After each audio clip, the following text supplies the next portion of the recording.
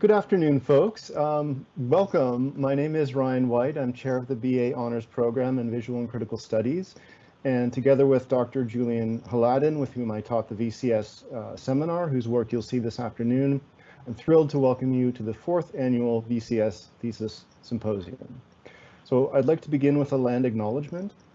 OCAD University acknowledges the ancestral and traditional territories of the Mississaugas of the Credit, the Haudenosaunee, the Anishinaabe, and the Huron-Wendat, who are the original owners and custodians of the land on which we stand.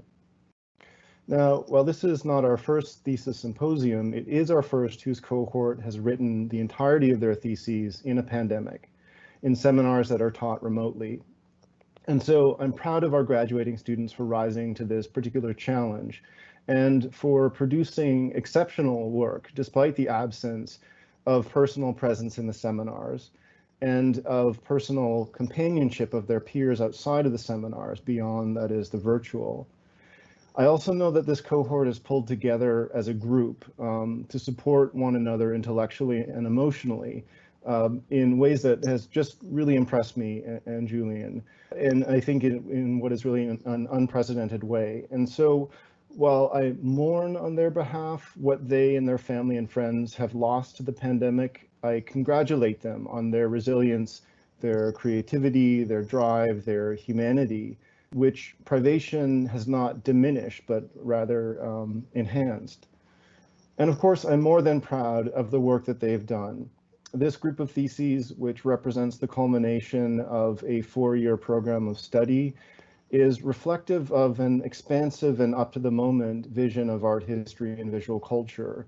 And I think it's work that pushes at disciplinary limits in very productive ways in terms of its global scope, in terms of its range of subjects from the historical to the contemporary, from traditional artistic media to popular culture, and similarly in the approaches that this cohort has used, the range of theoretical frameworks, the methodologies, that result from a really dynamic conversation between traditional art historical modes of thought and interdisciplinary inspirations.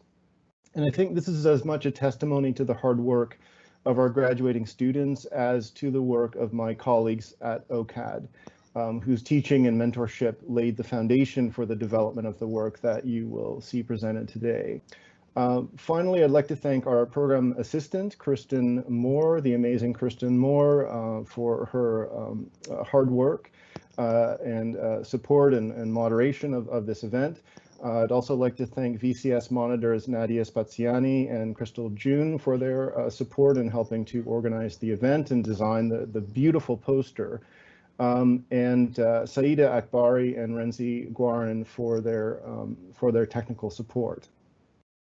So that's it for me. Now I'd like to turn to the reason you're all here, our presenters, and our first presenter is Hannah Wary-Smith. Thank you everyone so much for being here, and thank you Ryan for the introduction. I am very excited to be presenting my research at this symposium. It is the culmination of a year of work, and I'm really proud of the work that I've done, and not just my own work, but all of the papers that my peers have written as well. They have all produced such strong and beautiful papers. And today I will be taking you through some of the research for my thesis titled So Many Flowers, Re-examining Identity and the Dreyfus Affair in the Work of Amedeo Modigliani.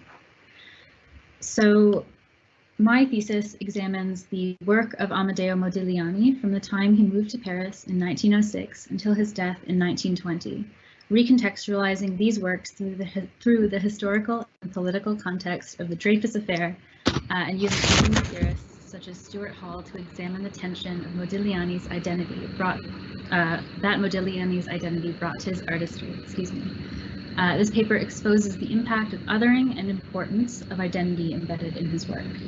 And for context, Stuart Hall is a Jamaican sociologist who has defined 2 different ways to think about cultural identity in his writing, and whose work I discuss, among other theorists, at length in my paper. The first definition that he gives in his article, Cultural Identity in Diaspora, positions the term as one shared culture.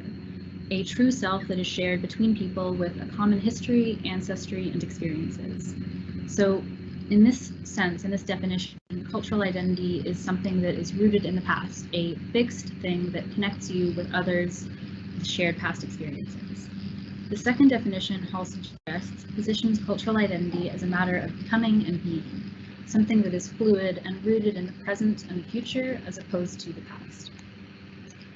And while my thesis goes into more of Modigliani's works in further detail, as well as discussing some of his Jewish contemporaries in the School of Paris and how they dealt with their identity in their own art, this presentation focuses on an overview of the research and a look at a smaller selection of Modigliani's works.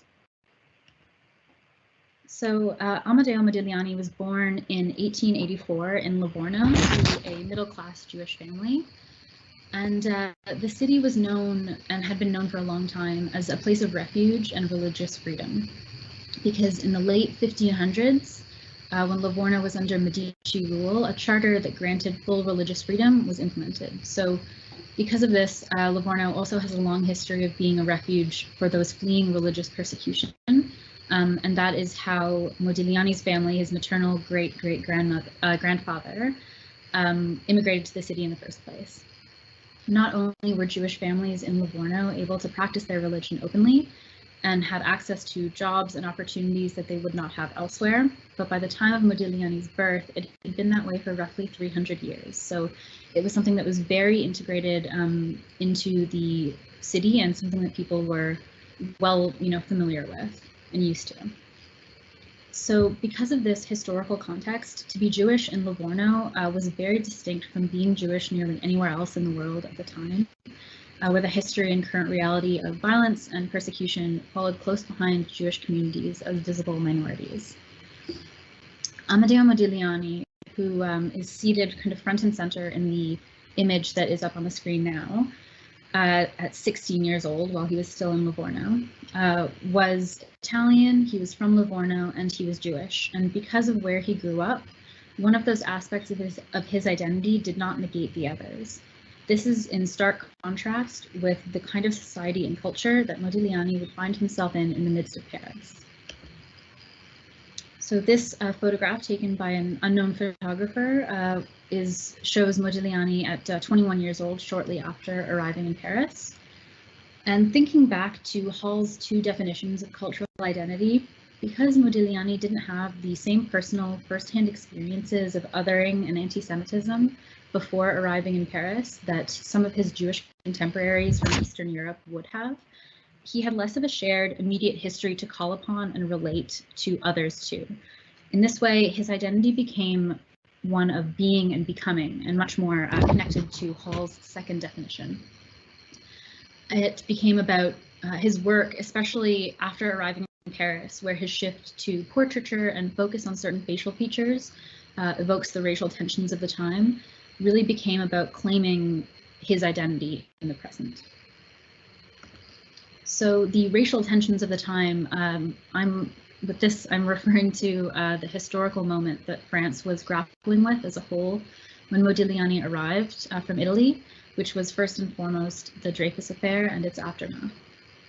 From 1894 until its conclusion in 1906, the trial and conviction of Alfred Dreyfus, a French Jewish artillery officer, was a defining moment that divided an entire country and fueled flames of nationalism and anti-Semitism across France. Alfred Dreyfus was falsely charged with treason and convicted on nothing more than a handwriting sample and forged documents that were forged by superiors in the military to solidify a conviction. When it was found out that there had been a military secret leak to the German attaché in Paris, it was the fact that Dreyfus was Jewish that made him stand out from others in the investigation. Comments from a chief who was tasked with investigating Dreyfus were recorded as follows in the quote on the screen. "The officer charged with treason is a Jew. His false and conceited character, in which one recognizes all the pride and all the ignominy of his race, have made him suspect for a long time." And the image that we can see on the slide is a front cover illustration of a popular French journal at the time. The illustration depicts the so-called degradation ceremony that Dreyfus was subjected to after his first conviction. where he was publicly stripped of his military rank and paraded around a square in front of the public. And despite his innocence, it would take 12 years for Dreyfus to be released and fully exonerated, in which time he was often kept in solitary confinement with lots of largely punitive measures put in place. Also at the time, during that time, the visual culture surrounding the Dreyfus affair was overpopulated with anti-Semitic caricatures of Dreyfus and his supporters and shifting ideas of French identity. Ideas like the Jew as someone with dual loyalties, someone inherently distrustworthy and conniving. Stereotypes with roots dating back to the Middle Ages grew to be pervasive throughout France. So here we can see in the middle a photograph of Alfred Dreyfus taken 4 years before the affair. On either side of him are caricatures depicting Dreyfus with exaggerated facial features, such as his ears and nose, and with his head attached to animals like, on the left, a snake with many heads and a rapier sticking into his body with a sign that says "the traitor," and a dog in a cooking pot with its tail cut off, which has kind of more grotesquely exaggerated features. These two lithographs were part of a collection that included caricatures of Dreyfus's Jewish supporters, as well as prominent Jewish figures with tenuous at best ties to the affair. A sister collection of lithographs were made public at the same time, showing those that convicted Dreyfus in heroic and noble poses. So it is within the context of these caricatures, which also made way for a resurgence in physiognomy, that Modigliani moves to Paris and begins his work. Physiognomy is the basis for what would become the superior race theory promoted by the Nazi Party, and functions as the way in which someone's personal characteristics are assessed through studying their physical and facial appearances and traits. This pseudoscience grew in popularity with the visual culture that surrounded the Dreyfus affair. And a quote from the curator of the Jewish Museum in New York, Mason Klein, reads, "Traits such as skin tone and physiognomic characteristics, especially the racist signifier of the hooked nose, provided ubiquitous fodder in France, particularly in the wake of the Dreyfus affair, feeding the concept of the foreign Jew." So on the slide, we have on the left a physiognomic chart, as well as to the right, two of Modigliani's sketches from the first few years he moved to Paris. Now, it would have been, I think, a little hectic on screen if I had included much more, but there are many sketches similar to the two that are on the screen right now by Modigliani that exist. And the more of them that you look at side by side, the easier it is to see the visual similarities and connection to charts like the one on the left. By considering these sketches in this context, we can read them as contemplating and responding to the discourse on French Jewish identity. These drawings and many others like them that Modigliani drew are clearly in conversation with the so-called scientific anatomical drawings that accompanied texts on physiognomy. These drawings are Modigliani learning that in France, unlike Livorno, you could not be both French and Jewish. These drawings show his own sense of self and his place in society shifting, much like Stuart Hall's second definition of cultural identity from earlier on. His identity is fluid, it is changing as his experiences and experiences of the society around him grow. So moving on to an example of one of Modigliani's paintings and a sample of the portraiture he is most well known for is this painting, one of the first ever exhibited by Modigliani in Paris, titled La Juive, or the Jewess. So this painting is the only one of any of Modigliani's works to state a subject's religion outright. This is important, especially when we look at one of the most striking things about the portrait, which is the nose, made more prominent by the dab of lighter color between the eyes that kind of pulls our focus in. The nose is consistently a point of focus in Modigliani's portraiture as well as sketches and sculptural works. The nose has been used throughout history as a way of othering and through the use of things like physiognomy that we've seen in other stereotypes and negative connotations. The aquiline and hooked noses with a prominent bridge or hooked appearance became synonymous with people of Jewish backgrounds and can be seen in the previous caricatures and in the concept of physiognomy. So Modigliani's portraiture is well known for the way that he treats his subjects and their facial features. Elegant and elongated necks, twisting necks, their faces kind of stretched out as well, and very prominent noses. With each brush stroke and decision, Modigliani was adding to the visual culture of the time surrounding French and Jewish identity and intentionally placing himself in the midst of that discussion. So on screen now is Modigliani's self-portrait with beard, drawn and given to his friend Paul Alexandre in 1910. The sketch is considered lost, but was part of an exhibit at the Jewish Museum in New York in 2017. It is one of the few self-portraits Modigliani ever created. This image shows a blatant visual depiction of Modigliani's Judaism.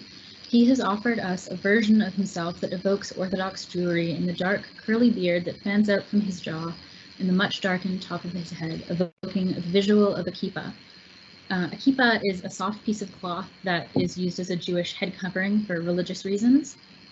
And of course, as was typical of his work, the nose, kind of triangular in shape, is featured prominently on the face. And another quote from Mason Klein, the curator of the Jewish Museum, points to this work as evidence to just how much the racial climate at the time was affecting the artist, saying, "One is able to recognize that Modigliani's early integral notion of the complexities of his own identity began to figure consistently in his work."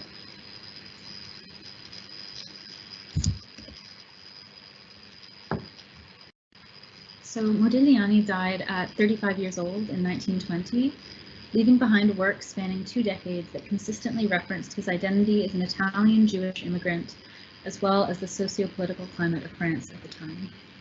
Through identity theory and extensive research and examination of this historical context, my thesis argues that Modigliani's work must be read as a constant grappling with his cultural identity, and his canvases a space for him to explore the tension between the ease of assimilation and the importance of claiming such an identity at such a time. So I hope this brief overview of the research and writing I've done over the past several months has provided a glimpse into this reading of Modigliani's work, and thank you very much for listening. Okay, great. Thank you so much for that, Hannah. So Julian asks, does your research relate to the artist's connection to surrealism? Yeah, that's a great question. I did not get too in depth into Modigliani's connection to surrealism, simply I think because I didn't have, I really enjoyed the research aspect of this paper, and I constantly found myself getting lost in different texts about the artist and the different connections and movements that he was associated with. So I found myself trying to rein back what I had included in my paper. But I think if I am to kind of further this research in the future, that is definitely something that I would look into more. I know that you weren't able to address everything, obviously, in the short span of time in your presentation that you covered in your dissertation, in your MRP. Sorry, I'm sure it feels like a dissertation. But I think one of the really interesting things you uncovered is the aspect of sculpture in Modigliani, and this kind of tension between his, on the one hand, ability to pass, and on the other, his sort of insistence on publicly declaring that I am Jewish in the context of post-Dreyfus affair France. And so there's this tension between sort of self-effacement and kind of explicit identification, self-identification, and but that translates into the sculpture in interesting ways. So I wonder if you could talk about that a bit. Yeah, no problem. I definitely, there's so much in the paper that I wanted to try and cram into this presentation, and then again pulled myself back because it would just, I would go on forever. But yeah, it's really interesting because Modigliani, being a Sephardic Jew, like from a Sephardic Jewish family, was able to pass kind of as not Jewish in the streets of Paris. He was also fluent in French because his mother was raised in France. And so there was this ease that with which he could have easily assimilated and kind of blended in that other contemporaries like Marc Chagall and Chaim Soutine wouldn't have been able to. but he also was known to publicly introduce himself, as you said, saying je suis juif, which is I'm Jewish. Like, hello, my name is Modigliani, I'm Jewish. And this translates to his sculpture quite well. He, in terms of where he found his inspiration, was often a lot of non-Western art. And in the paper, I try and I connect that where he finds his inspiration with this newfound kind of othering that he is feeling, that he has never experienced before, and relating to the othering that takes place of non-Western art, especially at the time. Do you think Modigliani was isolated in his experience while in Paris? Was there a community of Jewish artists that he may have been a part of? Yeah, another great question. There were a lot of Jewish artists who he was connected to and friends with. He painted several portraits. A lot of his close friends were Jewish immigrants, most of them from Eastern Europe. So, like I said, Marc Chagall was from Belarusia. Haim Soutine was from a similar, a nearby area. There was also Jacques Lipschitz was a sculptor who was a very close friend of his. He definitely had a community of Jewish immigrant artists who surrounded him. But the individuality, I think, that comes from Modigliani's work is because his experience before moving to Paris was so different, simply because of where he was from, and the fact that Livorno was so open and free, while other people, like Marc Chagall, lived in a small Jewish shtetl, a little village, that was already isolated from other cultures, and people didn't have the same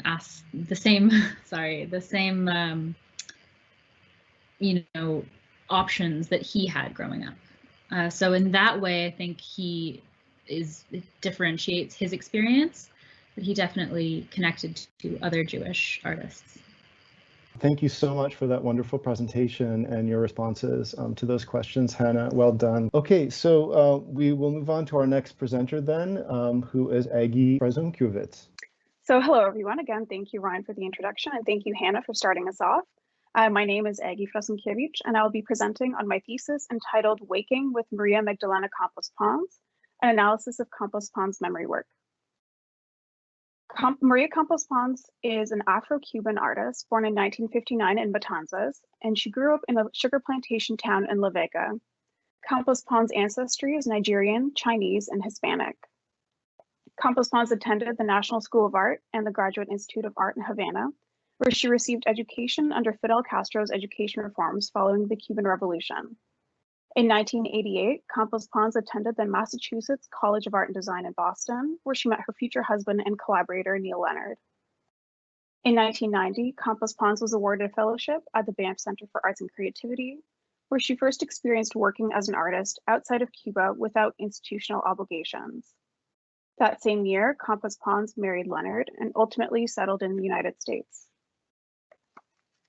Campos-Pons' work explores themes of feminism, reproductive rights, ancestral memory, Santeria, diaspora, and memory work. Her work is multidisciplinary, as she works with photography, painting, and sculpture/installation. A key focus in many of her works is the use of her body and representations of water. Campos-Pons' work becomes a site and incubator for these explorations and becomes a living testament and direct passage between past, present, and future. Throughout her career, Campos-Pons has exhibited internationally and has received many accolades. Despite this, Campos-Pons is for the most part unexamined from a critical art historical perspective. This research paper examines Campos-Pons' The Seven Powers Come by the Sea, untitled, Breast and Bottle Feeding, and Habla la Madre. These works explore themes of collective and ancestral memory, the legacies of slavery, feminism, and diasporic identity. To support my analysis of her works, I will use Christina Sharp's theorization of being in the wake and wake work.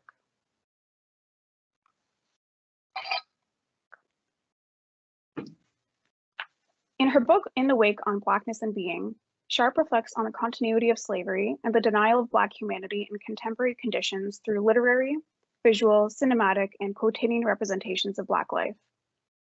Sharp uses the wake and its multiple meanings, for example, the track left on the water's surface by a ship, a watch or vigil, to be in the line of sight and in the line of recoil, as metaphors for the potential pathways or instigators of the wake.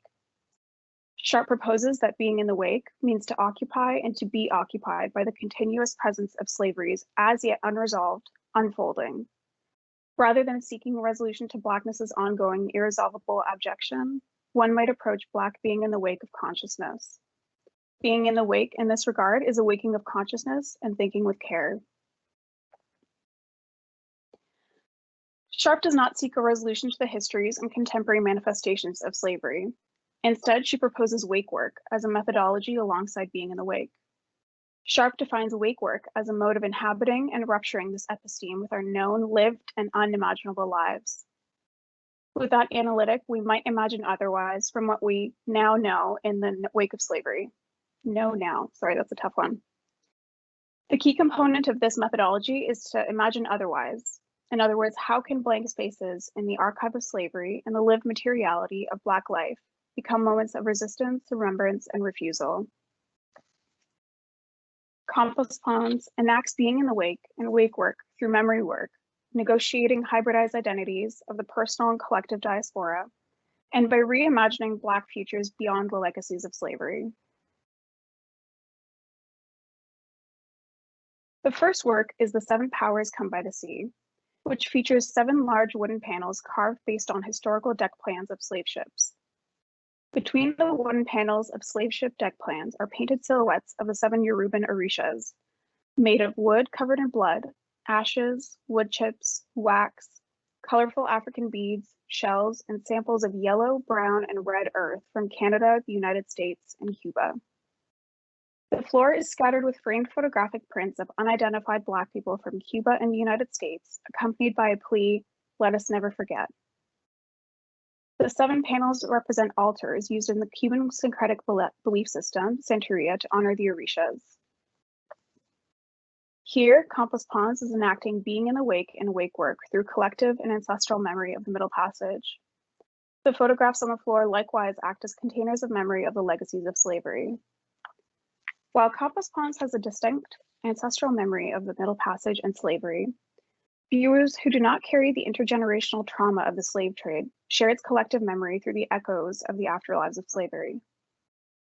The bodies packed in the slave ships are just as ambiguous as the photographs of Black people from Cuba and the United States.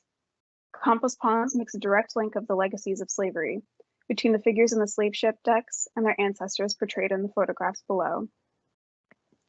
The anonymity of the figures meet with the names and silhouettes of the orishas to both inhabit and confront the continuities of slavery.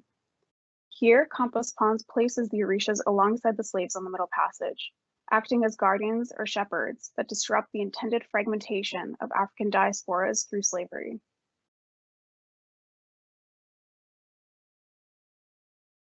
The second work is untitled Breast and Bottle Feeding. This work similarly expresses collective and ancestral memories of slavery and highlights a feminist consciousness within the archive of slavery. The Polaroid photograph is a self-portrait that features Campos-Pons' naked torso, covered in blue body paint resembling ocean waves. 2 baby bottles, partially filled with Campos-Pons' breast milk, hang off her neck while she holds a carved wooden vessel.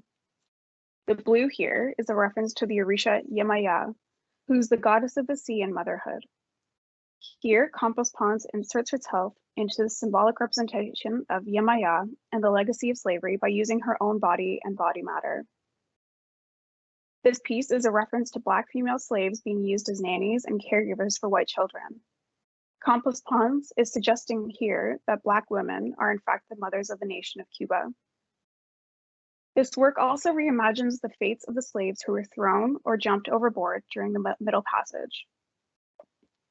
Campos-Pons complicates the archive of Black death and suffering by presenting an alternative narrative in which Yemaya is supporting those on the ship. Campos-Pons is implying that those who perished at sea return to their mother, Yemaya, disrupting and reimagining the cycle of Black death in the archive. This third piece, and my personal favorite, is Habla la Madre. Habla la Madre was performed by Campos-Pons and Neil Leonard at the Guggenheim in New York City on April 27, 2014. This was during the Carrie Mae Weems retrospective.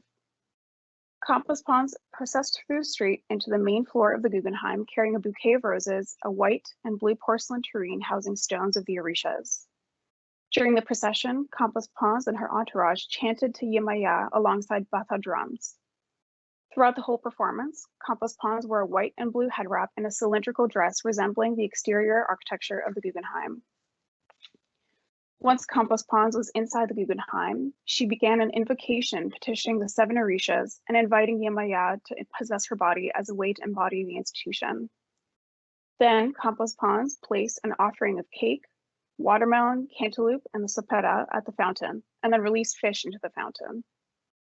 Campos-Pons then performed a bembe ritual dance to wind instruments and bata drums with a large piece of blue fabric in a circle surrounded by audience members.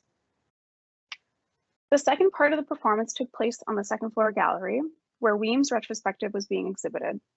Here, Campos-Pons processed through the exhibition space, chanting with the musicians and singers.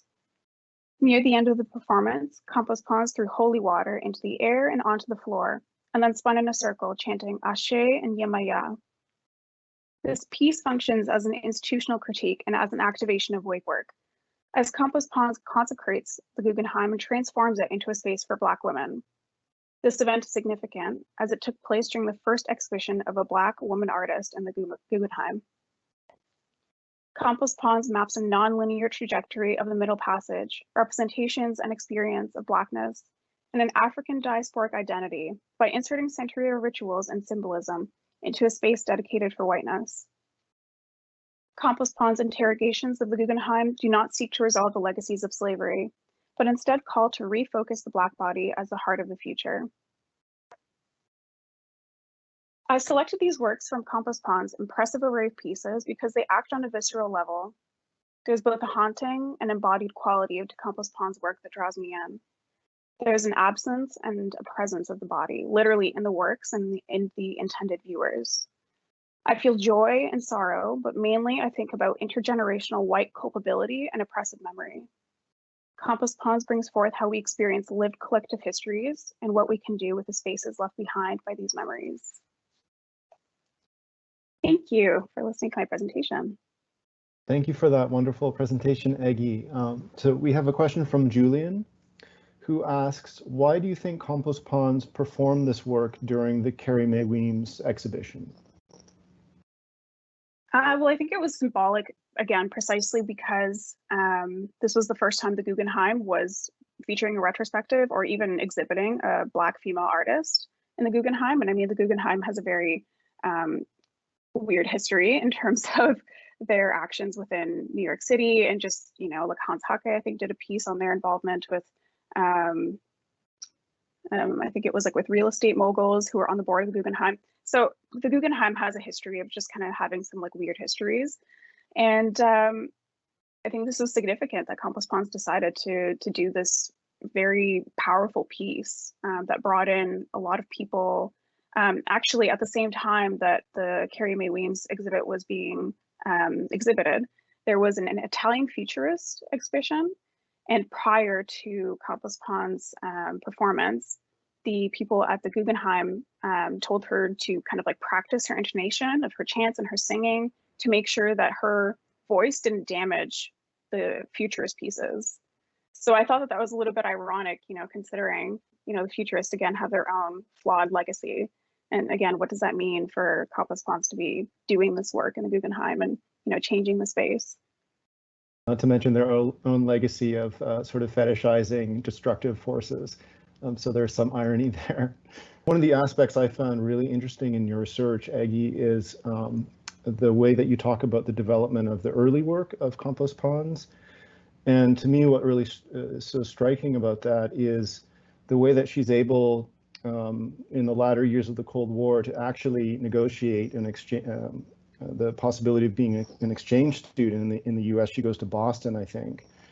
And you very insightfully talk about how her work develops in that, or following that experience of going to the US. And one of the things that strikes me is this it seems to me that one thing she accomplishes in her work is to try to bind together the sort of geography and history of slavery and the transatlantic slave trade that has been subsequently divided up and occluded in various ways by geopolitical history, not least the relationship between the United States and Soviet Union, United States and Cuba. So I wonder if you can talk a little bit about that, how you see her work developing when she comes to the US. Yeah, so I think that this shift was very interesting because while Campos-Pons was in Cuba, race was part of the question. Race was always kind of present, but not to the same extent as it was in the United States. So when she came to the United States, that was kind of the first time that she really began kind of like seeing the disparity and kind of like working with that disparity, kind of feeling that tension. And what's interesting too is that Campos-Pons is an exile on two fronts. She's an exile as a legacy, or I guess as a descendant of slaves, and she's also an exile from Cuba. She wasn't able to return to Cuba after she had married her American husband. In a conversation with her, I did an interview with her a couple of months ago, and she had mentioned that the first time that she was arrested, or the first time that she realized that her Blackness was a defining feature of herself, was when she was arrested or I guess questioned by police in Banff in Canada during her fellowship. So I think these moments really made an impact of how she kind of views both her role as a woman, but also her role as a Black woman in these spaces, again, that are not carved out for these individuals.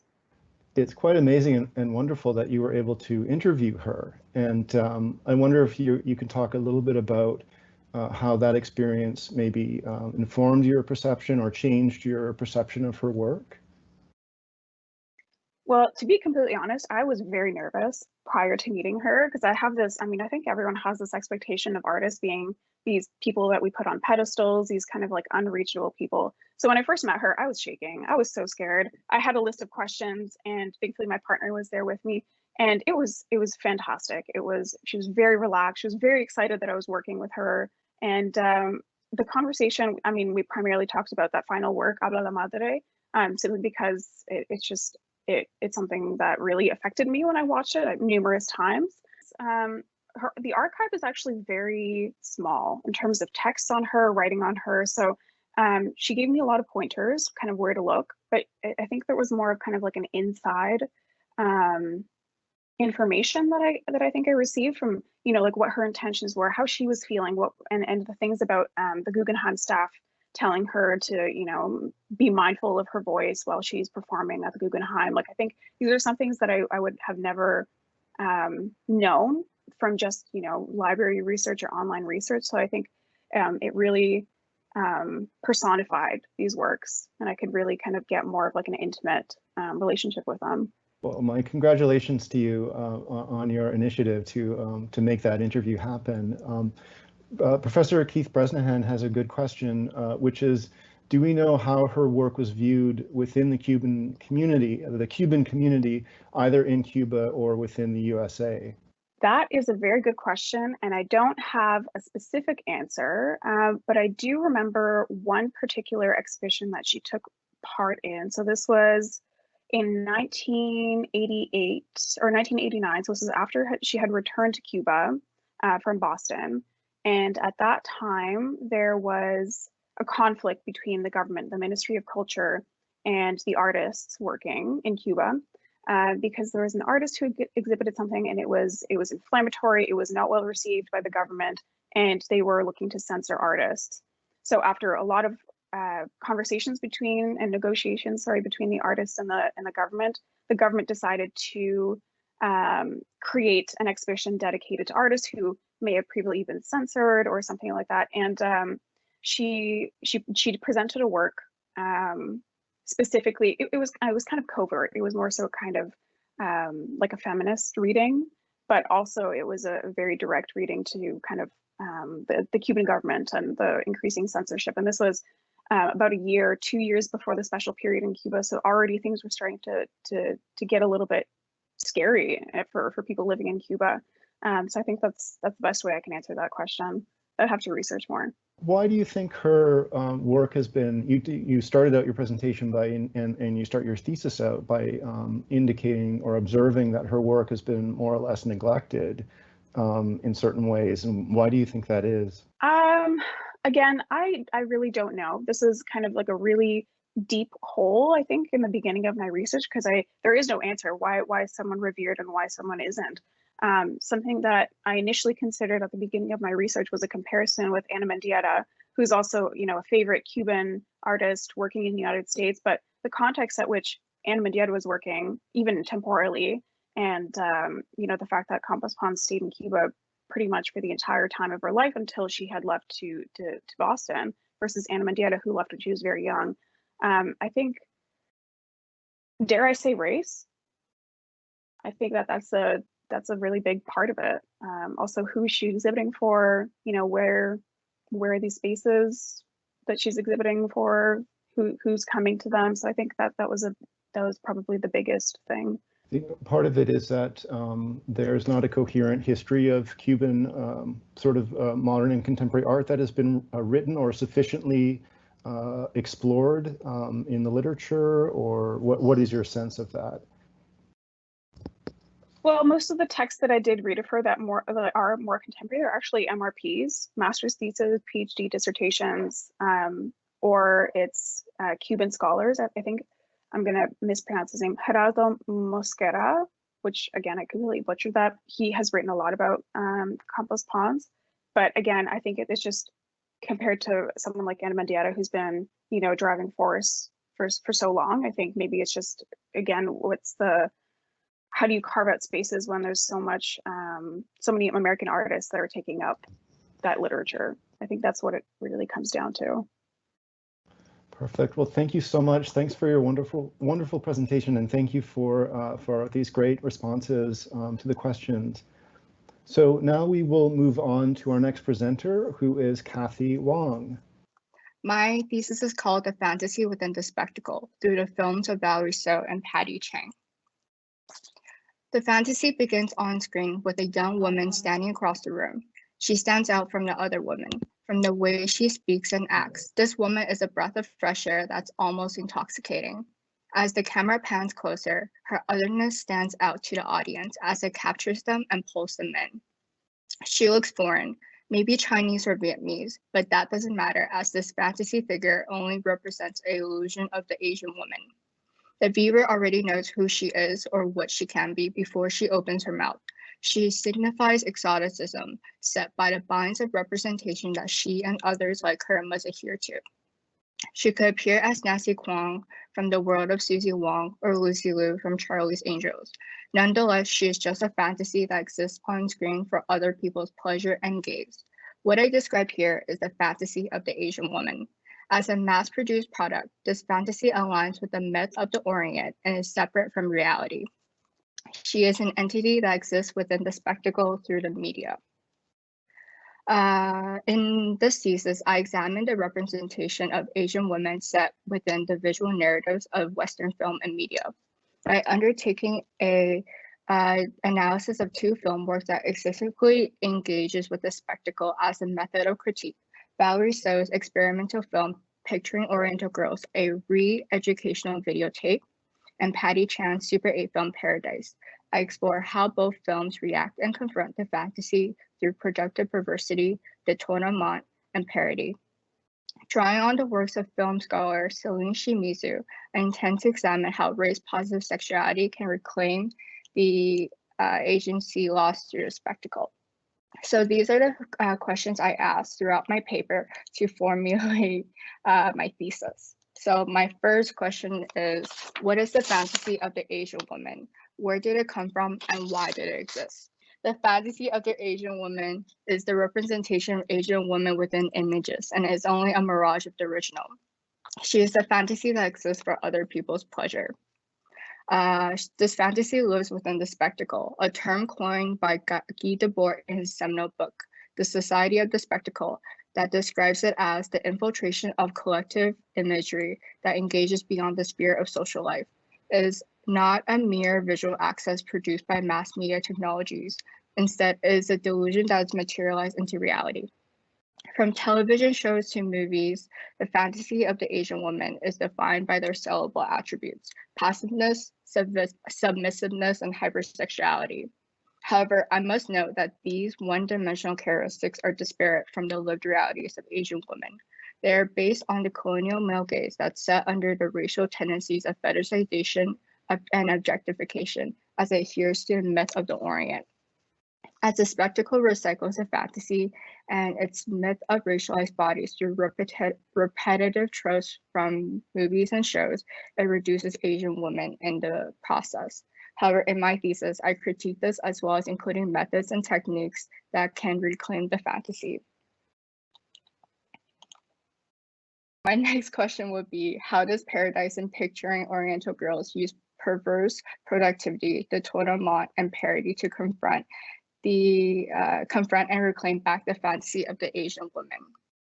So in Solution Yuzu's book, The Hypersexuality of Race, she speaks on productive perversity as method that developed to examine and reveal the process of race, sex, and representation within the spectacle. She notes, through decolonial thinking, productive perversity is a tool to identify bad images or working to establish a different identity along with established sexual images to expand racial agendas beyond the need to establish normacy or standardization. By examining the fantasy and its formulation of sexual and racial identities, racialized women, in this case Asian women, can use the fantasy to reveal and deconstruct it. In the two films I look at, I examine how both film works use different methods of productive perversity to reject the fantasy. So in this first film work, it's called Valerie So's Picturing Oriental Girls, a re-educational videotape. Filled with geisha girls, China dolls, and dragon ladies, Picturing Oriental Girls is a 12-minute film that creates the all-encompassing fantasy of the Asian woman. I examine how Tor used the totem mot to redefine the typical portrayal of Asian women in mainstream media. As a method that Guy Debord has used in his own films, the totem mot is defined as a propaganda method that reveals the wearing out and lost importance of the spectacle. It is the process of reusing, displacing, and reformatting images from original context. By using over 25 films and television programs, So's physicians found footages together to emphasize the distinct and overplayed characteristics of the fantasy. Distinct tropes such as the passive loving Asian woman to the dragon lady juxtaposes each other while creating a dramatic narrative of the fantasy. During my viewing of the film, I felt like my attention was pulled back and forth as each scene jumped from one character to the next. As seen in the pictures I included, white text is overlaid on screen from sources such as the mail-ordered bride company Sunshine International, as well as So's own comments. These quotes broadcast rhetorics of the fantasy. However, the constant repetition of this trope slowly discredits the fantasy. By using the totem mot, So breaks down and examines the fantasy with critical distance. As a viewer, the film almost seems like a parody of the fantasy. From the music, the text, and the scenes, the film reduces the fantasy through repetition and juxtaposition. So in my next film, Paradise, Paradise also does so as well, but mainly focusing on parody. So in collaboration with Annie Super 8 Stanley, Paradise is a 15-minute Super 8 film filled with glamour, sex, and pleasure, embodying both fantasy and reality within the pleasure industry. Paradise creates a pseudo-luxury world with gaudy costume jewelry to spinning roulette wheels. The film follows an Asian sex worker booking her passport package to Paradise while engaging in sexual services with her John. Using parody as a method of productive perversity, Chang's film ridicules and criticizes the fantasy through pure exaggeration and inversion. In Linda Hutchins' book, Theory of Parody, she defines parody as an integrated structural modeling process of revising, replaying, and inverting and trans-contextualizing previous works of art. In Chang's case, she imitates the fantasy through outrageous campiness and paste copies. By engaging with elements of hypersexuality and queerness, Paradise becomes a film that acknowledges the irony of the fantasy as well as its commodification. In one scene, playing a sex worker, Chang Chang's character echoes the fantasy. She is kind, passive, and sexual. However, this comes with a cost as she's only doing so for pay. In the film, she's hypersexual and aggressive. Unlike the other women seen in So's film, Chang's character is a lot more extreme than that. Almost like a pornographic film, Chang and Stanley's character engages in sexual acts on screen, from fellatio, cunnilingus, and vaginal penetration, with hints of Chang's face and pleasure. Paradise parodies the lovemaking that's often alluded to when the fantasy engages with her often white male counterparts. Furthermore, the John, which is referred to as the big spender, is played by a woman. Annie Super A. Stanley masquerades as a woman by using props of masculinity, such as the wad of cash, a dildo, and many cliche pickup lines. Eve Oishi, in the book Countervision, described this as queer desire masquerading as heterosexuality. So this moves on to my next question. How can the racialized other reclaim the fantasy when they're tied to the bondage of representation? So seen through Chang and So's film, they use productive perversity, the tournement, and parody to invite their viewers to critique and examine the fantasy.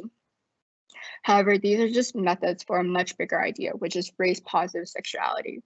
Shimizu notes, race-positive sexuality is based on the idea of presenting pleasure, pain, and trauma together to embrace liberating possibilities of sexuality, while acknowledging the risk of reifying perversity and pathology traditionally ascribed to women of color in popular culture. It may emerge from literature of Audre Lorde, Cherie Morridge, and many others.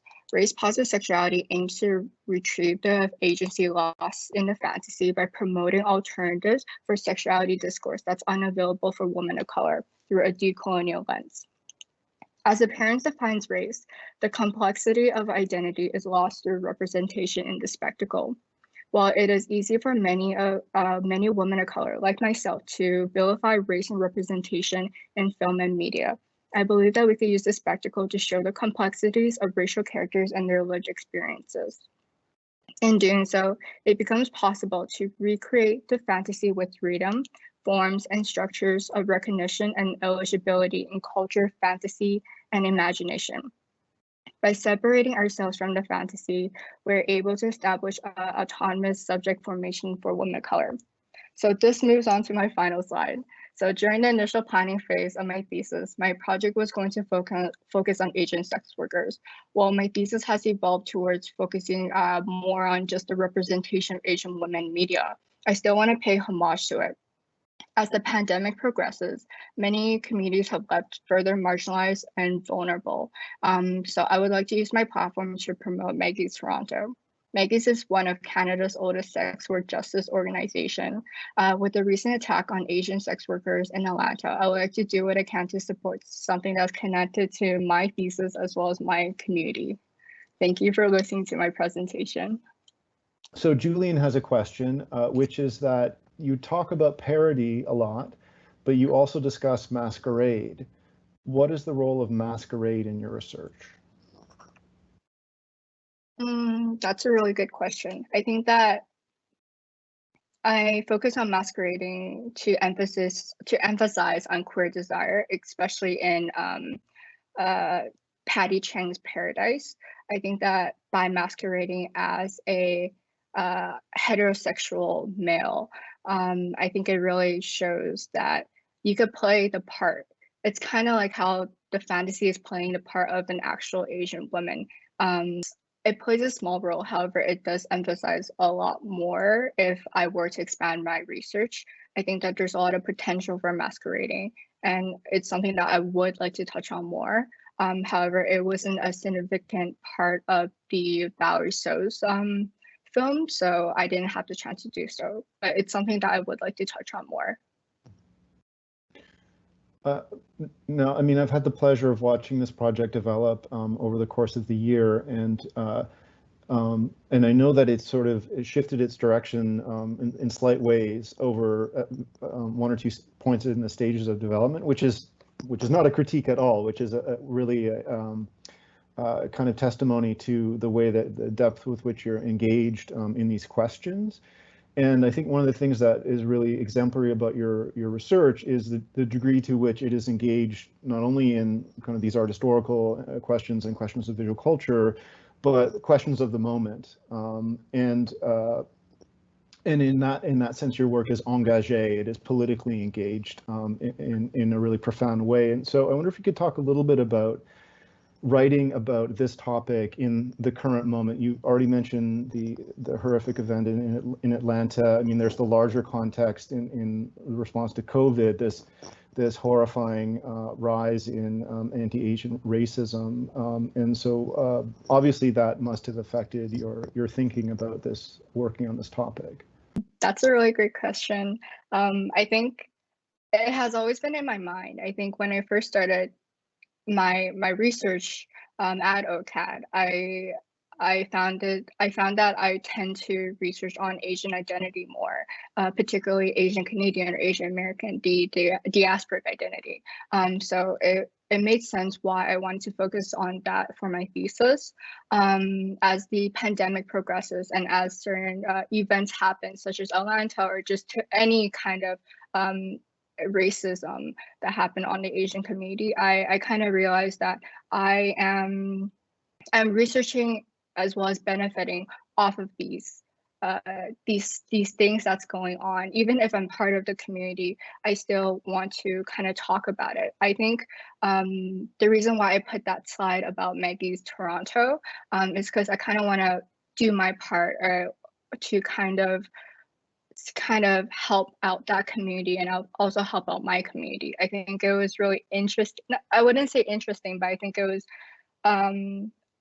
unexpected for all these things to happen when I began my thesis, because when I first began everything, nothing was going on. The pandemic was smooth, kind of surface levelly, but as it progressed, I realized that a lot of situations were happening, and I wasn't exactly sure if I should mention it in my own thesis, but I want to mention it in this presentation. Are there certain aspects of your research that you weren't able to kind of fit into your thesis that you might want to, that you're really interested in expanding maybe future research about or pursuing in some other way? There's a lot. I'm sure that Julian and you also know about this from the numerous emails I have sent you, but I wanted to talk about Marx's commodity fetish and how it related to the fetish of racialized women as well. I think I wanted to talk about BDSM at one instance of my work. There's so much more that I really want to talk about. I also want to emphasize on community and community work too. However, it's something that I really want to extend in the future. Yeah, I think the aspect of the kind of Marxist critique of capital is really foundational in the work that you're doing, and I think I remember these conversations you and I had about BDSM and the aspect and the commodity fetish, and how these really represent interesting theoretical frameworks and cultural frameworks for this sort of analysis. Julian asks, what is the role of film and video in your choice of works discussed? That's an interesting question. I think I've always been interested in film and media. I think that I've always been interested in Guy Debord's spectacle since I learned about it at OCAD. And I think that the images, particularly in film and media, is all around us, just like how Guy Debord mentions how the spectacle is basically, it extends to our social life, and from commercials to film to just even YouTube advertisements, we see them constantly. I think that, and I personally think that there is a lasting effect for me when I view media compared to just images. And I think because of that huge effect it has on me and others like me, that made me want to focus on film and media in my own thesis. And thank you so much for that great presentation and for the Q&A, Kathy. Okay, so we will move now to Avneet Dhaliwal. Hi, everyone, and thanks, Ryan, for that introduction. My name is Avneet Dhaliwal, and I'll be talking to you about a publication that I've been kind of obsessed with for the past few months. It's called the Trolley Times, and it's a grassroots publication that emerged in response to the farmers' protest that's been going on in India for roughly 6 months now. So in my paper, I focus on the archival aspect of the Trolley Times, and I consider its role in supporting the ongoing mobilization of the protesters, but also ask questions about how shared histories connect people across nations and facilitate a sense of belonging, as well as questions of how archives influence what we imagine to be possible for the future. So obviously can't cover all of that in the next 10 minutes, so I'll just focus on what I mean by this archival aspect of the Trolley Times. So some quick background. 3 agriculture laws were passed by the Indian government in September 2020, and a lot of analysts have referred to this as having been done in a blatantly undemocratic fashion. So in a nutshell, these laws aim to further corporatize the agriculture sector, and farmers across the country believe that these laws will lead to the loss of their lands and their livelihoods. So in November 2020, farmers who had already been protesting these laws in the states of Punjab and Haryana decided to move their local protest to the nation's capital, which is Delhi, circled here on the map. So they were joined by farmers from other states in India, and they have been camped out at the borders of Delhi for nearly 6 months now. And they're prepared to continue living there indefinitely, or as long as it takes to have the laws repealed.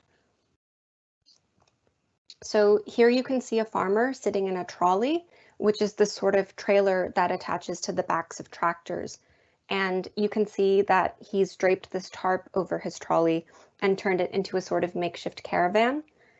So by December 2020, over 95,000 trolleys had lined the borders of Delhi as farmers assembled to protest these laws. This photograph was actually the starting point of my research into the farmers' protest. I remember being really struck by this image because the holes in the tarp kind of look like stars. So the same image is printed in the Trolley Times, the first edition of this publication. And so as support for the farmers' protest grew, government-affiliated media outlets continued to vilify the farmers, calling them separatists and terrorists and that sort of thing. And so a group of artists and writers and activists started the Trolley Times to share stories from the farmers' protest. And it's a weekly publication in the form of a newspaper, and copies of each edition are distributed to protesters at the borders and also uploaded to their website. So in this image, printed in the deep blue ink of the Trolley Times, I feel like the photo looks even more like an image of a man sitting beneath a sky full of stars. And so you have this sort of tension between 2 spaces where there's the confinement of the trolley, but there's also this sense of open, endless sky. And so I think in this way, the image speaks to the harsh realities of living at a protest site, but also evokes a sense of hope and freedom. And this act of recording a moment from the farmers' protest, but also supporting the morale of the protesters is, I believe, a defining function of the publication.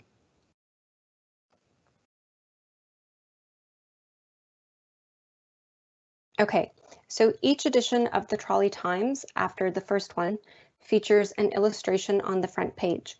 These illustrations are based on photographs from the farmers' protest, and they're usually of protesters engaged in various sorts of activities at the protest. So the first page includes updates on the protest and information about the direction that it's taking. And then the remaining pages include artwork and photographs and poetry. There are articles by academics and economists, but there are also personal essays and anecdotes from the protesters and their allies. One edition even includes excerpts from an article that was originally published in the Washington Post. So the team behind the publication aren't necessarily producing content, but gathering it from this community of protesters and their allies, and then collecting it all in one place. So in this way, the publication functions as a sort of community archive. And this archival aspect of the Trolley Times takes on greater significance when we consider what archives are. So, as you know, archives are collections of materials that document or represent history, but they're also deeply entangled in notions of identity and community. So Elizabeth Yale, who is a scholar who's written about the history of archives, states that archives are where we go to establish ownership, to clear our names, to tell ourselves who we are as nations, churches, political parties, families, and individuals. So what she's pointing out is that archives are not only about remembering the past, but also about turning to the past to define and understand who we are today. So if you want to take that a step further, we have Michelle Caswell's notion of the archival imaginary. So in this case, archives are not just about looking to the past to determine who we are in the present, but also about envisioning the future. So Michelle Caswell builds on this idea of the remembered past influencing what we imagine as being possible for the future. And she uses the term archival imaginary to point out that archival interventions into representations of the past can allow us to re-envision ways of moving forward and also what is possible in the future. So with the Trolley Times, I understand their illustrations to be an intervention into representations of the past, in this case, the recent past. And I think that the Trolley Times has this sort of unique position because it's a publication that is archiving an ongoing protest from within that protest.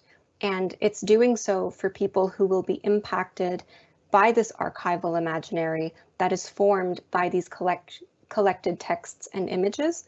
So this means that it's important to consider not only what we choose to remember, but also how we choose to remember it. Okay, so trigger warning, the next slide includes an image of a wounded protester, and I talk about police brutality. Nothing insanely graphic, but I thought I'd mention that. Okay, so edition 9 of the Trolley Times includes an illustration of a protester moments after his experience of police violence. The illustration is based on this photograph, and in my paper, I point out the intentionality with which this event has been archived and the sort of archival interventions that have been made into this represented moment. So there's a line of sideways text that reads, "Not every wounded head bows," and it starts at the bottom of the page and guides the reader's gaze to the protester's face. And he has his mouth open wide, and you can see a full set of teeth as if he's roaring into the distance, and he's raising his arm straight into the air. And what I find interesting is that in the photograph, which is included in the Trolley Times also, we can't see his fist, but in the illustration, they've made sure to include it. And they've even added these subtle motion lines to really emphasize the force of his gesture.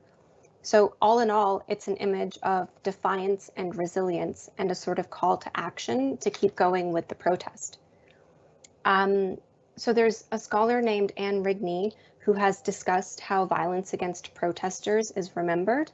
And she points out that we often remember these moments of violence in terms of trauma, and that this actually focuses attention on the negativity of the event and feelings of victimhood and overshadows the visibility of alternative history, including the history of nonviolent struggle and other collective expressions of hope and the possibility of achieving justice.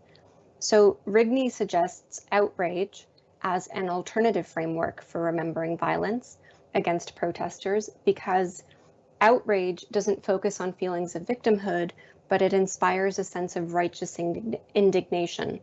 And so this illustration here is very much so an image of outrage. And so when protesters read the Trolley Times and encounter this recorded event, they can envision a future in which their continued collective efforts lead to an ultimate victory as opposed to further pain and disheartenment. And that all happens through the archival imaginary of the Trolley Times. So I'm going to leave you with the Trolley Times website and their Instagram handle. in case you want to look at the publication more. Thank you. Thanks so much, Avni. Julian has a question, which is, can you talk a bit about your relationship to the Trolley Times? Do you read it? What is it to read this publication in Canada? Okay, that's a really good question. I think this kind of takes me back to where my research into the protest started, because I'm Canadian born and raised. My parents are Indian immigrants, but I've never kept up with Indian politics or anything like that. And when I found out about the farmers' protest, I was really surprised by my own level of personal investment in this protest. And as I was reading through the Trolley Times, I found myself like translating these passages, and I'm not that great at translating it, so my grandma was helping me. And I started to think through my own connection to this land, like on the other side of the world, and this community of people. And two words came to mind, which I do talk about in my paper. One of them is the imagined community, and then the other one is a Punjabi word which means apne. And I'll start with apne because I think it really explains how I ended up reading the Trolley Times. So it's a word that means ours, and it's usually used to refer to people who are of the same cultural background, so people who are also Punjabi. And the singular forms of the word apna and apni mean one of ours. So the only way I know how to explain this is through anecdote. I used to work at a shoe store, and there was this Punjabi customer who came in, and she was trying so hard to find a pair of shoes that she could buy so that I would make commission. And this was a comfort footwear store, so none of our stuff is cute. But she was really trying to find a pair of shoes she could buy. And when her husband came in and said, "Why don't you just go to another store?" she sort of gestured in my direction and said, "E apniya," so she is one of ours. And so the way that I understand this term is that shared histories kind of connect people, and when you can recognize that someone has the same history as you, using this word apne, it evokes this sense of like solidarity and this compulsion to take like responsibility for the well-being of somebody else, you know, like why did she try so hard to make sure that I, a stranger, made commission that day? And so in terms of the farmers' protest and my personal connection to it, to go back to this question, I think I felt the same thing. This notion that I have a shared history with these people and they feel like one of my own. And so that's my connection to the Trolley Times. Great. Thank you for that beautiful response. Professor Bresnahan has a question. He says, "It's a great project. I wonder about the different community audiences and impacts of the Trolley Times. On the one hand, there's the local community of the protesters on the ground who read a print copy, possibly shared and passed from hand to hand, and see themselves in there. On the other hand, there's the diasporic community who make a connection with the protesters via an online digital version. How does the paper negotiate between these different communities, and what role might materiality play?" Yeah, that's a really rich question. I'm trying to pinpoint like different parts of it so I can address all of it. In terms of the role of materiality, I think that the fact that it's published online makes it accessible to people in the diaspora, which is interesting because a lot of the content in the Trolley Times, or at least a decent amount of it, is stuff from the diaspora. So they've included photographs of protests that are led by people in the Indian diaspora in Canada and the United States and Australia. And so I think the digital accessibility of the Trolley Times actually supports its function in sort of reinforcing this community that exists across nations. And then for the local protesters, I think that especially because a lot of them are elderly protesters who don't have access to social media or might be unfamiliar with it. They get their news from, this print newspaper. And so to see images of people not only at the other protest sites, because there are multiple, but also protesters in, other countries around the world, it sort of allows them to look beyond their immediate reality and envision like their community as extending across all these different spaces, and to find strength in knowing that there are so many people out there who are also fighting for this cause. I hope that answers the question. I think, I can't speak for Keith, but I think it does. Okay. There's a comment, and I'm sorry, it's anonymous. I'm not sure who wrote it, but it says, Avneet, amazing and compelling work. Congrats. Do you have plans to publish it? Ooh, I'm definitely not opposed to publishing aspects of my research, but I think there are still a lot of things that I would like to keep thinking through a little bit more before I do that. One of the things that really struck me about this research is its immediacy, a bit like with Kathy, you're responding to an event that is unfolding literally as you're writing, and the sort of media aspects that Keith touched on also, I found function in a very interesting way in this sense, in this kind of context of immediacy. In the sense that the images that make their way into the publication are drawn from photojournalist images, which circulate on social media and these sorts of things. So these immediate things, these kind of instantaneous images, and they're then translated into kind of old-fashioned, like hand-drawn sort of versions with, as you observe, these kind of extensions and elaborations and so forth. And so on the one hand, this publication, which, sorry, I can't recall, is it a daily or a weekly? It's a weekly. It started as a bi-weekly, but now it's weekly. Okay, so it has the kind of immediacy or the rhythm of a weekly publication, but it's also translating these instantaneous images from the realm of social media, where this constant flow, into something that has a timeless feel, like these images become aestheticized, right? And yet at the same time, they're given a new immediacy in the context, as you argue, of this archival imaginary that then provokes new sort of responses. So I found that temporal aspect really interesting. Yeah, me which, too. Sorry, is not really a question, just a kind of self-indulgent comment. Yeah, no, I totally agree. Oh, and the comment, the congrats comment was from Dot, who's saying she has no idea why her name doesn't show. Thank you very much, Avneet, for that wonderful presentation and for your responses. Yeah, thanks everyone for listening and for those questions. We'll move to our next presenter, who is Kyla Friel.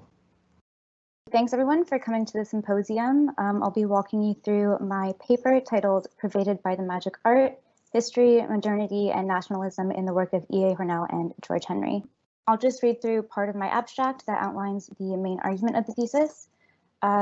By analyzing the painting, The Druids Bringing in the Mistletoe by George Henry and E.A. Hornell through the framework of the theory of ethnosymbolism, this thesis argues that these two members of the Glasgow Boys were able to create a new identity for Scottish art through a controversial and unique synthesis of avant-garde painting practices, foreign artistic trends, and a subversive depiction of Celticism, resulting in a modern Scottish artistic language. So this painting, shown with the original frame at which the painting is still displayed in today at the Glasgow Boys Gallery Room at the Kelvin Grove Art Gallery and Museum in Glasgow, is this collaborative painting by the two artists, which was completed and exhibited in 1890. The painting shows a procession of druids as they complete a ritual taking place on the winter solstice, in which they find and cut down mistletoe, which druids or ancient Celtic priests believe had mystical and magical healing properties. They will sacrifice the bulls, shown in the lower left corner, to complete the ritual to activate the healing properties of the mistletoe. This is part of a quote from Pliny the Elder, which is where my thesis title came from. The Gallic provinces, too, were pervaded by the magic art, and that even down to a period within memory. For it was the Emperor Tiberius that put down their druids and all that tribe of wizards and physicians. So this is one of the earliest literary sources detailing Druids, occurring during and after the Roman invasion of Great Britain. Pliny detested what he thought of as wizardry, and other sources as well describe the Druids and other various Celtic tribes as savages and cannibals. Who were the two artists who painted this collaborative symbolist artwork? E.A. Hornell and George Henry were most well known for being part of the Scottish painting group known as the Glasgow Boys. The Glasgow Boys were a group of artists working in and around Glasgow at the end of the 19th century, a time in which the Scottish city underwent major economic change. The group was loosely made up of about 20 artists who occasionally came and left over the years, congregating in Glasgow mainly in the 1880s and the early 1890s. The gathering of the boys was a natural byproduct of new young artists from throughout Scotland moving to Glasgow to experience the city's newfound rich artistic life, which is in contrast to the confined artistic tradition of the artists at the Royal Scottish Academy in Edinburgh, which had been the centre of academic art in Scotland. These artists in Glasgow all rejected the confining academic values of the art establishment and despised the romantic landscapes and sentimental and anecdotal genre paintings that the Academy favored. They believed these types of paintings lacked innovation and moved towards a more European model of painting, their techniques leaning more towards realism and impressionism, and were the first actual group of artists in Britain to paint en plein air rather than construct and finish careful landscape paintings in studio. So the paintings on screen are examples by some of the more well-known members of the group. Sir James Guthrie was kind of known as the leader of the Glasgow Boys. And you can see how all three are really impressionistic, a lot different than the more famous paintings of Scottish artists in the 19th century. Here are some of the artists that had an influence on the Glasgow Boys and on E.A. Hornell and George Henry particularly. Jules Bastien-Lepage was a French artist of the Barbizon school who really informed the Glasgow Boys' sense of realism in their paintings rather than dramatic genre scenes and landscape, as well as the more painterly impressionistic brushwork. Adolphe Monticelli especially inspired Hornell with his use of brilliant color that was quite controversial in his own home country of France. And Arthur Melville was another Scottish artist who was loosely associated with the Boys but had completed his artistic education abroad and traveled throughout the Middle East extensively, which informed a lot of his technique in his watercolors and the bright palette in his oil paintings as well.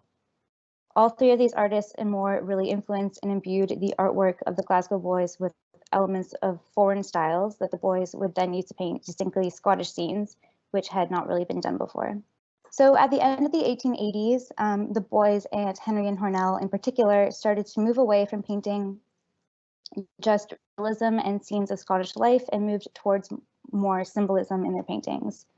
So these two paintings are both from 1889 and they exemplify just that.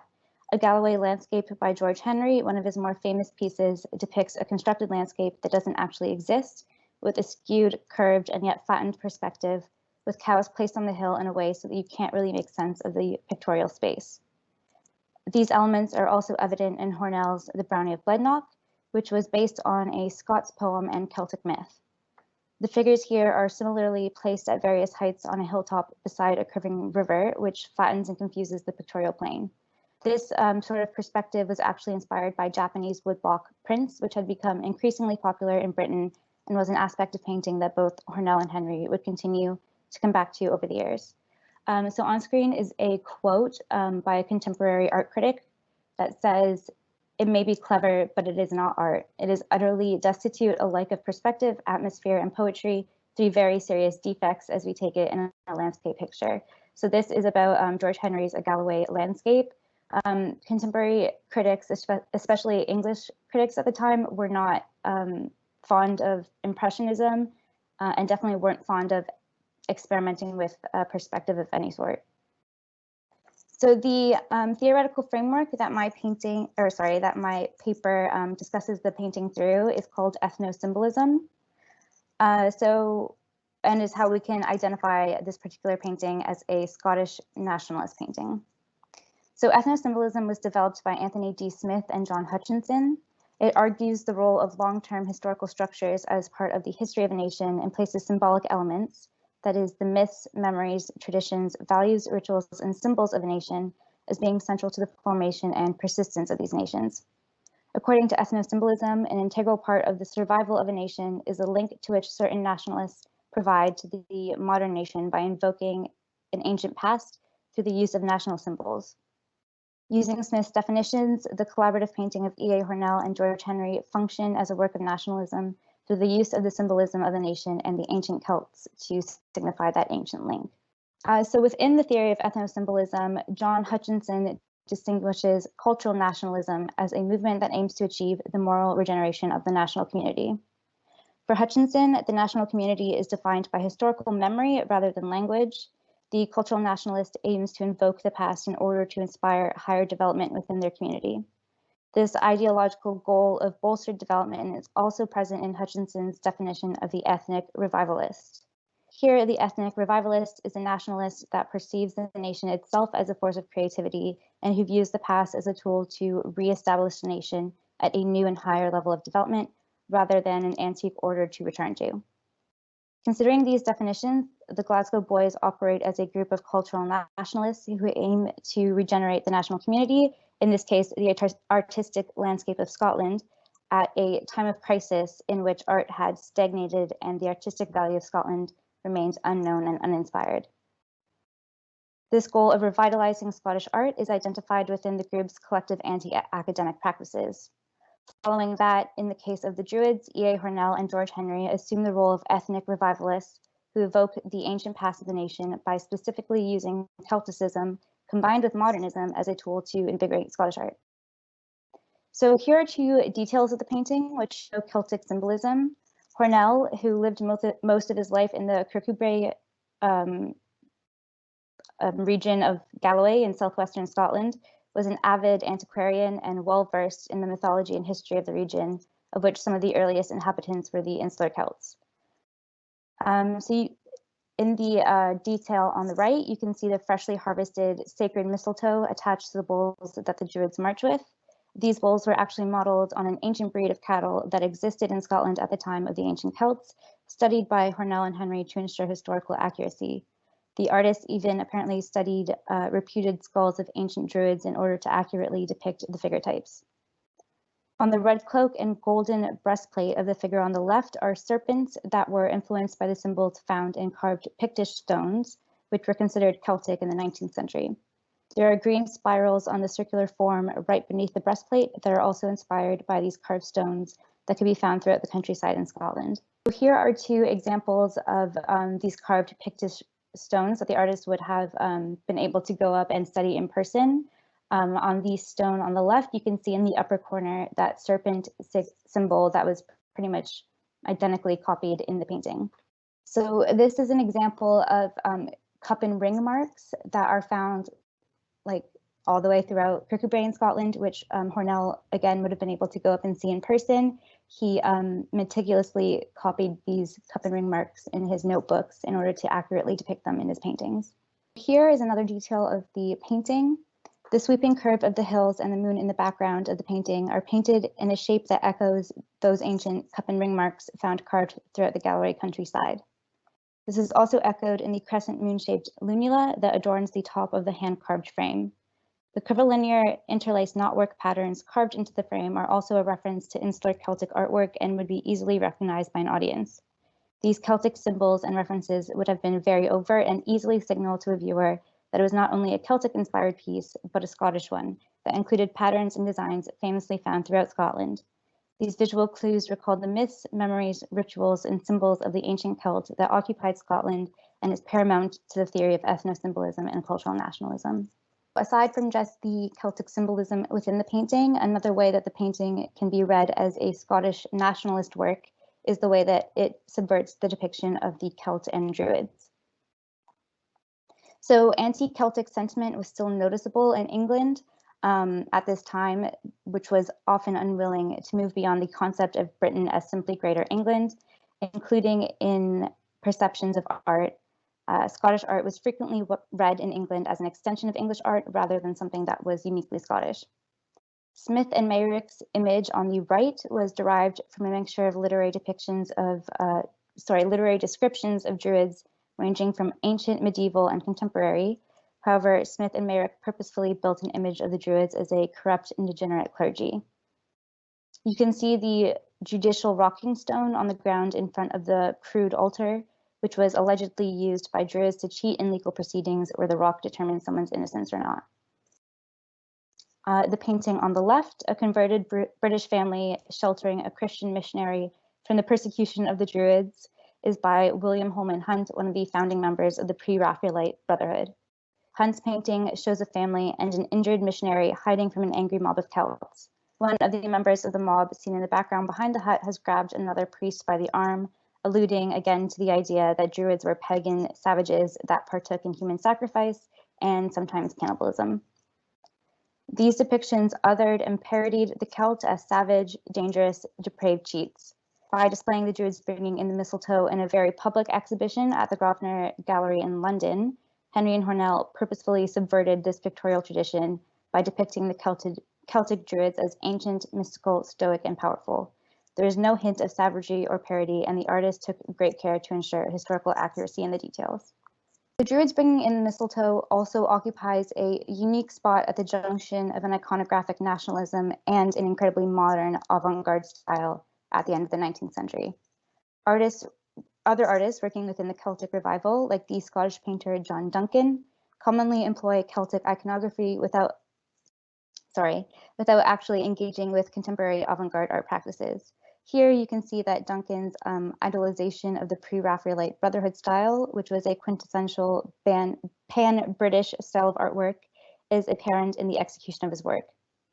Hornell and Henry utilized cutting-edge international influence to create a syncretic style that was able to differentiate their community, the Scottish art scene, from others, and earning recognition for Glasgow as an artistic and cultural hub. For example, the historian James L. Caw noted that in autumn of 1890, just a few months after the Grosvenor exhibition in London, the boys showed these pictures in Munich in Germany, and it was said that after this, Glasgow pictures became the rage with critics and connoisseurs. As Hornell and Henry and the rest of the boys continued to exhibit to international success, the Scottish Glasgow School of Painting became much more well-known and iconic of Scottish art. This international recognition again strengthens the nationalism of the Druids, demonstrative of what Hutchinson refers to as the cultural nationalist reinvigoration of the community and heightened development. Great, thank you very much, Kyla. So we've got a couple of questions. Unfortunately, just a couple, about 3 minutes or so. Professor Bresnahan says, it's a really wonderful paper. Thanks for this.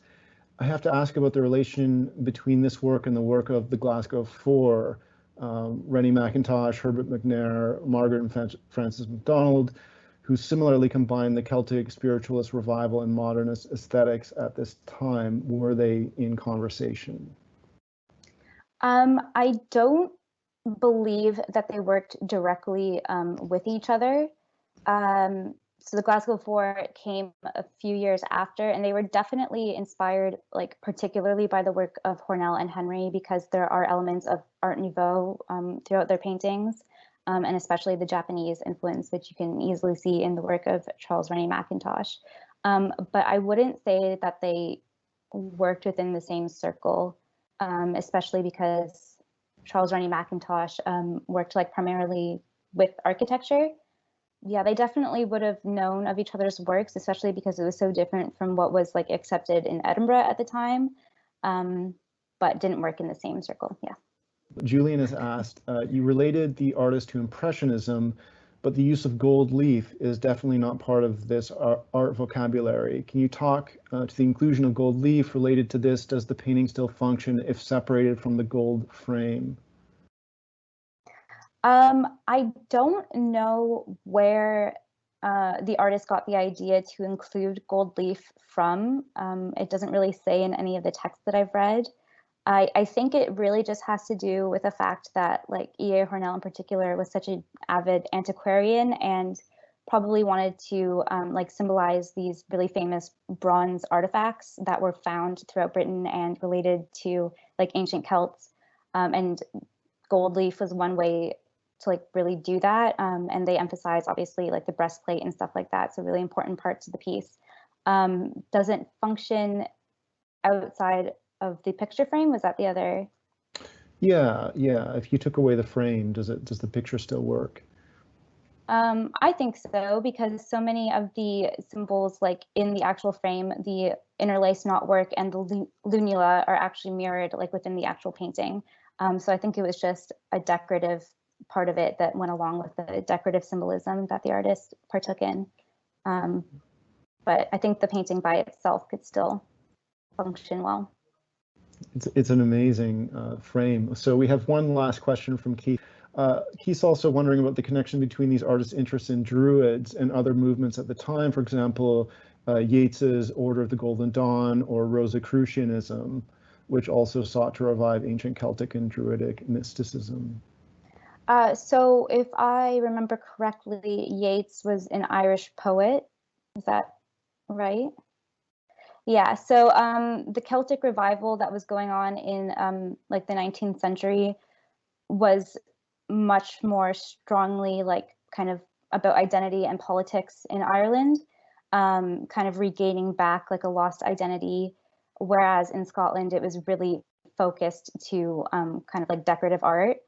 One of the artists in the Glasgow Boys, I think John Lavery, was also Irish and worked back and forth between the countries. So there would have been that conversation between the two groups. But I think also the work by Hornell and Henry was a couple decades earlier than like the real boom of Celtic revival in literature and art that was kind of at the turn of the century. Great, thank you so much. Thanks for that amazing presentation and for the responses to these questions. So we'll now turn to our final presenter, who is Emma Sweeney. She has recorded her presentation, and so we will play it for you now. Hello everyone, my name is Emma Keeley Sweeney, and today I will be presenting my undergraduate thesis research for my paper titled A Cultural Case for the Myco-Restoration Revolution. I'm unable to be here in person today as I am in the remote north of British Columbia tree planting. When was the last time you thought about your relationship to mushrooms? If you can recall this, you're likely a mycophile, someone who lives their life with a keen interest for mushrooms and fungus at the forefront. If you can't recall, then let me frame the question differently. When is the last time you thought about your connectivity to other living beings, your community, yourself in relation to the world? Artists and mycologists have always held a mutually beneficial relationship that is vital in the exploration of the mysterious, beautiful, and connected world of mushrooms and fungus on this earth. Embedded within this unique relationship between the artist and mycologist is another important relationship, which is that of the scientist and the amateur scientist. A relationship that gives rise to discovery and inspiration. A relationship that proves it is possible for people to connect separate worlds across a bridge of curiosity and imagination. This paper discusses our collective ecological and cultural interests in myco-restoration, specifically mycoforestry, as a practice rooted in not only a healthy environmental future on our Earth, but how that healthy future fits into our cultural landscape moving forward. A mushroom is the reproductive structure or fruiting body of mycelium. It is not possible to discuss the connectivity of nature without considering the role of mycelium. American mycologist Paul Stamets teaches us that there are more species of fungi, bacteria, and protozoa in a single scoop of soil than there are species of plants and vertebrate animals in all of North America. What Stamets describes as the mycelial archetype can be seen throughout the universe, not only naturally, but inadvertently through man-made creations such as the computer internet. For centuries, artists have turned to the natural world for inspiration for our greatest masterpieces. This paper focuses on a selection of 2 artists and their artworks that turn specifically to the humble yet mighty mushroom for this inspiration. From Beatrix Potter's mycological illustrations of the late 19th and early 20th century to the contemporary mushroom paintings of Craig Bogey, and with additional support from the brilliant mind of mycologist Paul Stamets, I will show you how mycelium is not only an ultimate connector of all things, but how these connections will inform our future as patrons, artists, and art historians. When Stamets speaks about mushrooms, it is with an intoxicatingly genuine enthusiasm and uplifting nature. This approach to mycology is akin to the unifying feeling one gets when faced with a work of art they feel speaks to them in a profound way. When you see a certain painting that tugs on your heartstrings, or read a poem that makes you feel understood. Stamets writes, habitats, like people, have immune systems, which become weakened due to stress, disease, or exhaustion. Mycorestoration is the use of fungi to repair or restore the weakened immune systems of environments. Our natural environment, so treasured by artists over the centuries as a place to draw inspiration, a place to go when the noise of the world becomes too loud, the site of countless manifestations and creations, must be saved to preserve our cultural landscape as we know it. Stamets poses an interesting question to us. I wonder what would happen if there was a united organization of organisms, UOO, pronounced uh-oh, where each species gets one vote. Would we be voted off the planet? The answer is pretty clear. Stamets then elaborates on this hypothetical for us. When we irresponsibly exploit the earth, disease, famine, and ecological collapse result. We face the possibility of being rejected by the biosphere as a virulent organism. But if we act as responsible species, nature will not evict us. Our fungal friends equip us with tools to act responsibly and repair our shared environment, leading the way to habitat recovery. The author Ken Kesey once wrote in a letter to Bob Dylan, "It's storming fierce here, and I just went outside in the wind and rain with a saw of chain to remove the tree threatening my window pane, and I got to thinking about poetry. Sometimes even things planted with inspiration and reared in truth must be felled when the weather gets rough, just to preserve the house from the branches that were intended to protect it. But with this species, conifer, the evergreen runs beneath the earth unseen. Redwood roots don't die."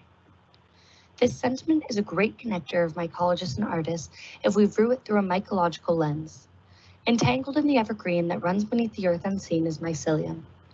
Paul Stamets writes, "This fine web of cells runs through virtually all habitats, like mycelial tsunamis, unlocking nutrient sources stored in plants and other organisms, building soils. The activities of mycelium help heal and steer ecosystems on their evolutionary path, cycling nutrients in food chains." In fact, Stamets teaches us that mushroom spores can be immersed in canola, corn, or safflower oil, which can be used as a lubricant for chainsaws or other cutting equipment.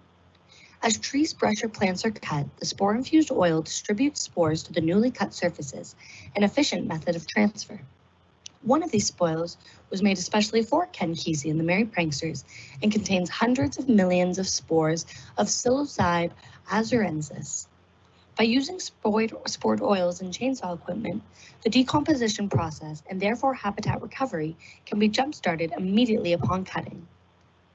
Mycologist Anu Whale champions mycelium as a vital interface between all forms of life.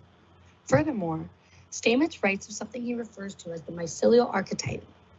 Nature tends to build upon its success. The mycelial archetype can be seen throughout the universe, in patterns of hurricanes, dark matter, and the internet. Mycelial interaction connects us all.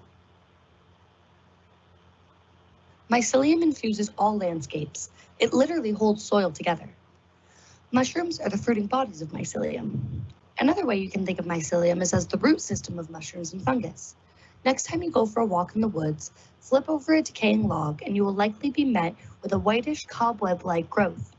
This is mycelium. Multi-directional transfers of nutrients between entire forests are mitigated by mycelium. What this means is the mycelium has an intelligence that helps distribute nutrients in a forest to the organisms that need a little extra help. This is one of the ways young trees who come up in the shade of their ancestors have access to the nutrients they need to grow. Our future generations are depending on us. They are coming up in the shade of climate change, civil unrest, an unbalanced world. Through fostering curiosity, imagination, and a healthy dose of mycorestoration, I believe we can unite to save this planet and provide those future generations with a healthy and balanced world. I chose the work of Beatrix Potter because she was one of my favorite authors as a child. Her world of Peter Rabbit captivated me deeply and fostered my already vast child imagination to make even more connections with the living world around me. When I found out that before writing her children's book, she was a budding amateur mycologist, I was captivated and excited to learn more. Potter made hundreds of mycological illustrations that were so accurate, they were used in scientific circles for taxonomy purposes well into the 20th century. The two specific works I focus on by Potter were her illustrations of wild enoki mushrooms and an illustration of a cliticide mushroom. I use these works to make connections between mycological analysis and visual analysis of artworks to bridge the gap between art and science, because these types of analysis are very similar as they focus on things like form, texture, color, etc. I also use the cliticide illustration as an opportunity to bring up the art of spore printing practices, as this was a sure way to identify the species, as this is a sure way to identify the specific mushroom, as cliticide is a genus with approximately 10 mushrooms within it. Spore printing would help us identify the exact mushroom Potter's illustrated, in addition to being a fun activity with a beautiful outcome. I chose the work of Craig Bogie to bring my argument of mushrooms as a grand inspiration in nature to the present day, as he is an artist who is making these beautiful mushroom paintings right now, which shows us that mushrooms and the habitats they exist in are still of relevant interest to artists, patrons, and art historians. In the cases of both Potter and Bogie, we see artists who have turned to the fruit of the grand mycelial connector. Even if not intended by the artist, although I strongly believe they are both aware of the grandeur of the shroom, a beautiful metaphor and lesson can be found in these works. A lesson of connection that transcends aesthetics and encourages us as patrons, artists, and art historians to preserve the homes of these miraculous specimens as a catalyst for our past, present, and future cultural landscape. Looking to mycoforestry, we see a practice that Stamets teaches us benefits our ecosystem from the sprouting of mushrooms out of mycelium to their decomposition. In other words, mushroom remains fertilize the ecosystem. Other organisms quickly consume the dying and rotting mushrooms. As plants grow, their falling leaves, branches, and flowers enter into a fungal cycle of decomposition. This response, a highly energized state of regrowth, is nature's safeguard for rapid, adaptive habitat renewal. After catastrophes strike, the saprophytes lead the way toward renewal, supporting the construction of complex life surrounding soils. The intersection of myco-restoration and cultural preservation is essential in moving toward an ecologically healthy, environmentally conscious, and artistically inspired future on this earth. Thank you so much, everyone. And with that, I think that's a wonderful way to conclude in the sense that it provides a tremendous meditation on connectivity in a moment when we're all not as connected as we would like to be. So I would like to thank everyone for attending. Thank you, Professor Tour, Professor Bresnahan. Thank you, Julian, for your questions. And my congratulations to our graduating cohort of VCS majors. I'm so proud of all of you. And your presentations were just really superb, really well done. Thanks, everyone. Stay safe, stay healthy, and I hope that we will be able to see each other in person before long.